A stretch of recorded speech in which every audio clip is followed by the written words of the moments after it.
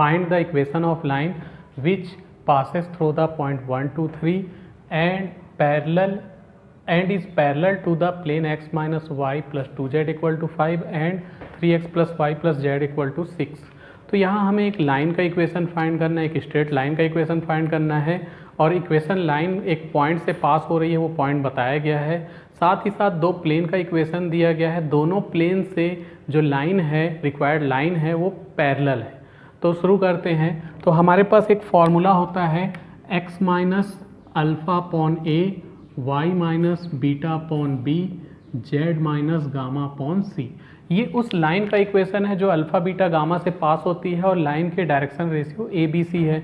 तो यहाँ पर ये पॉइंट दिया गया है x 1 2 3, तो इसलिए अल्फ़ा बीटा गामा की जगह हम 1 2 3 अगर पुट कर दें तो लाइन हो जाएगी x माइनस 1 बाई ए, क्योंकि ये formula x minus alpha upon A, Y minus beta upon B, Z minus gamma upon C. Alpha beta gamma वो पॉइंट है जिससे लाइन पास हो रही है, तो x minus 1 upon A, Y minus Y minus 2 upon B, Z minus 3 upon C. तो ये हो गया एक लाइन का इक्वेशन 1, जहाँ ए बी सी क्या है, where a b and c are the direction ratio of line. A b c line के डायरेक्शन रेशियो हैं। अब गिवन प्लेन हम लिख लेते हैं। गिवन प्लेन है x minus y plus 2z equal to 5 और दूसरा है 3x plus y plus z equal to 6। तो इसको लिख लेते हैं प्लेन 2 और इसको लिख लेते हैं प्लेन 3।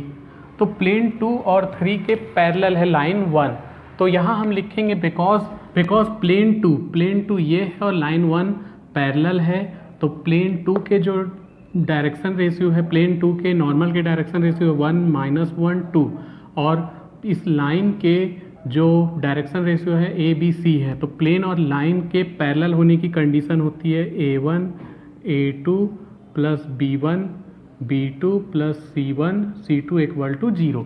ये एक प्लेन है और एक लाइन है, दोनों के पैरेलल होने की कंडीशन है।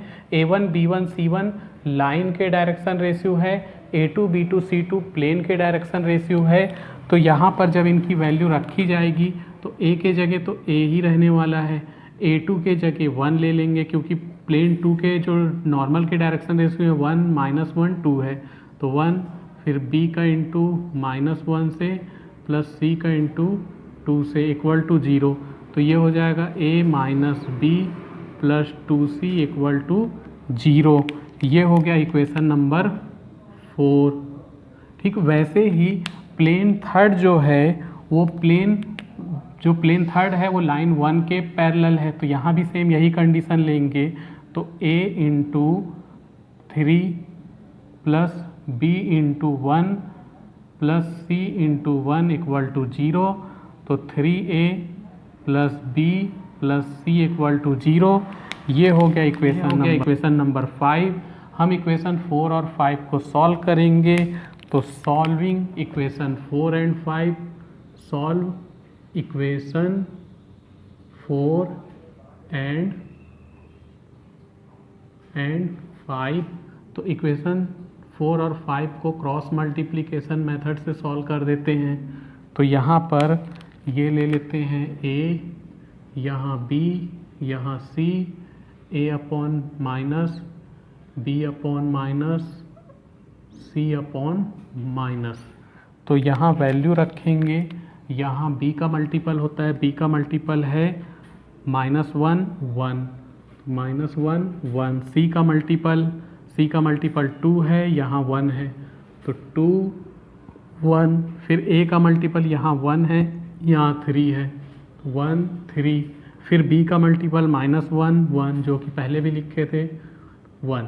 अब इसका इससे इंटू होगा तो माइनस 1, इसका इससे इंटू हुआ तो 2, इसका इससे इंटू हुआ तो 6, इसका इससे इंटू हुआ तो 1, इसका इससे इंटू हुआ तो 1, इसका इससे इंटू हुआ माइनस 3 यानी प्लस 3।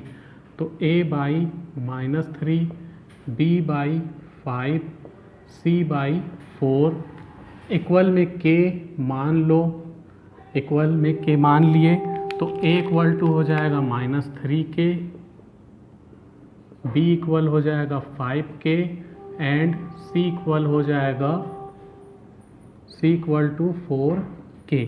तो ए बी सी की वैल्यू k के फॉर्म में आ चुकी है।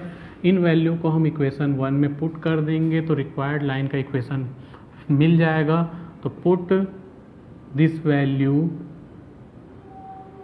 इन इक्वेशन 1 वी गेट।